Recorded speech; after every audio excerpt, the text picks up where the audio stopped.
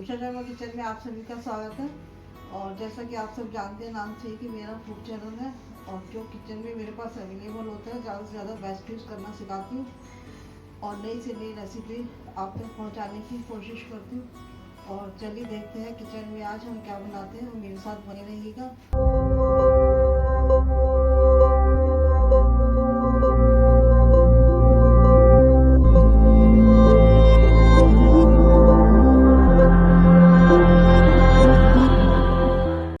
आज मैं बनाने जा रही सूजी की रसमलाई, जिसके लिए मैंने ये पे 1 कप से ये सूजी ले लिया और इसमें थोड़ा सा हम देसी घी डालेंगे। देसी घी डाल करके इसको हम थोड़ा सा रोस्ट कर लेंगे। हल्का सा मैंने इसको रोस्ट कर लिया, बहुत ज़्यादा कलर चेंज नहीं करना है। अब मैं इसमें इसी कप से नाप करके मिल्क ऐड करूँगी।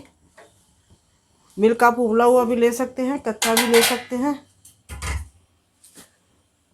इसी से मैंने मिल्क ऐड कर लेती हूँ और इसको अच्छे से इसका एक पेस्ट बना लेंगे।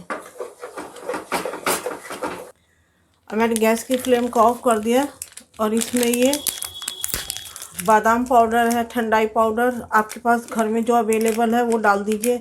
मिल्क पाउडर है तो ये 5 रुपये का ही पाउच आता है कुल्फ़ी के लिए। ये मैं यहाँ पर ऐड कर रही हूँ ताकि फ्लेवर अच्छा आए। और दूध आप कम ज़्यादा कर सकते हो, दूध नहीं है तो आप यहाँ पानी भी ऐड कर सकते हो।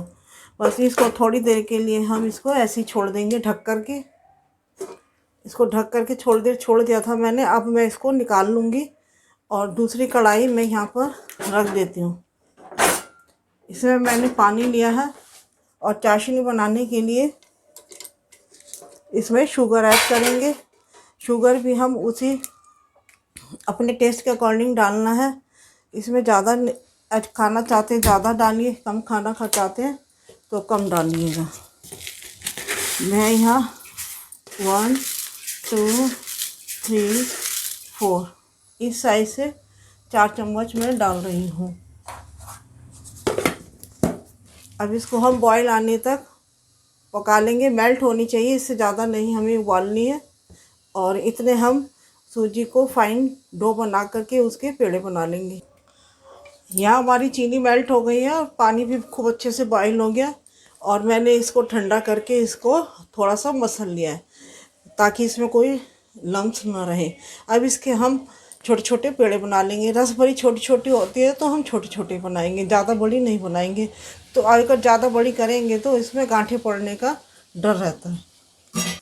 बस अब इसको हम तेज उबलते पानी में जो शुगर सिरप है उसमें हम इसको ऐड कर देंगे और ढक करके इसको पका लेंगे।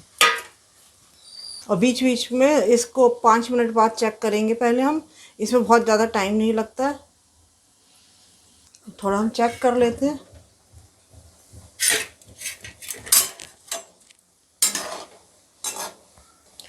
अभी थोड़ा और ट्रांसपेरेंट हो जाए उसके बाद हम इसको बंद करेंगे। इसको आप टोटल अपने अंदाजे से 10 to 15 मिनट्स पका लीजिए। ये कम है तो इसकी फ्लेम थोड़ा सा मैं लो कर दूँगी। अगर ज़्यादा मात्रा में होती है तो हम हाई फ्लेम पे पका लेंगे।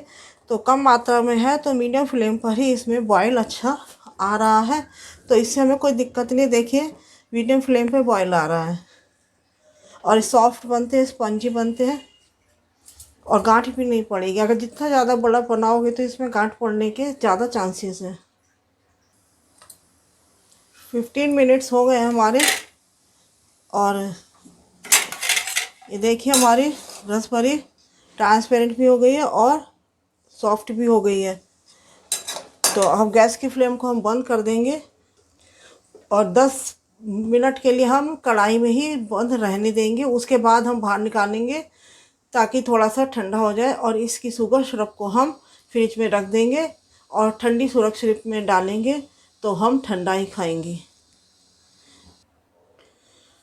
कढ़ाई की सिरप पूरी ठंडी होने के बाद मैंने रसभरी निकाल ली है। ये देखिए मैं काट करके दिखाती हूँ और ये बहुत इजीली कट जाती है और इसका टेक्सचर भी बहुत अच्छा आता है। ये देखिए इस तरीके से रसभरी आपको नज़र आएगी और इसमें रस अंदर से कहीं भी इसमें गांठ आपको नज़र नहीं आएगी। ये ट्रांसपेरेंट हो जाती है तो इसका मतलब हमारी रसभरी अच्छी बनी है। अगर इसमें गांठ होती है तो बीच में वाइट कलर नज़र आएगा, एकदम वाइट नज़र आएगा। गांठ नहीं है तो पूरी ट्रांसपेरेंट नज़र आएगी। ये इसकी पहचान है। एक बार तो ज़रूर बनाया कीजिए, ट्राई कीजिए।